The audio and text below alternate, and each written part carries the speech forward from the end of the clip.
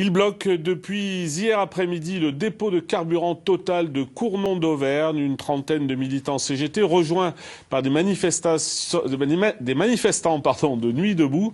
Tous protestent contre le projet de loi travail. Le point ce soir avec Olivier Martinet et Jean Jazet.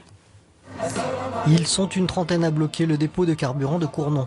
Les militants CGT de l'interprofessionnel et quelques représentants du mouvement Nuit debout empêchent depuis hier après-midi l'accès au site. La revendication est simple, le retrait immédiat de la loi El Khomri. Hier soir, seuls 3 camions ont été autorisés à sortir du site. Depuis, les poids lourds venus charger ou décharger de la marchandise doivent prendre leur mal en patience ou rebrousser chemin. Les manifestants sont prêts à rester le plus longtemps possible pour que leur mouvement soit pris au sérieux.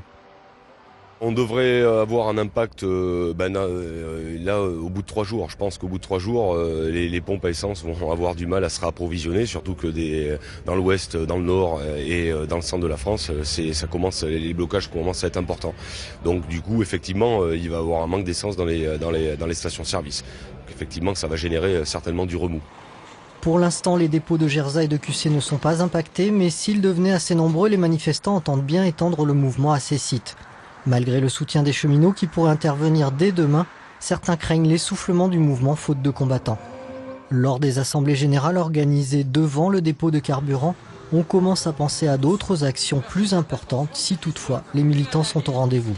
On a du mal à mobiliser encore plus, mais écoutez, quand vous écoutez François Hollande, quand vous écoutez les principaux médias, tout est fait pour que les salariés rentrent dans le rang, courbent les chines, ne sortent pas en grève, parce que de toute manière, il n'y a pas d'alternative. C'était Thatcher à son époque, Tina, there is no alternative. Voilà, il faut qu'on monte encore d'un cran. On appelle l'ensemble des salariés à nous rejoindre demain dans la rue. En 2010, au même endroit, les manifestants avaient tenu une semaine avant de se faire déloger.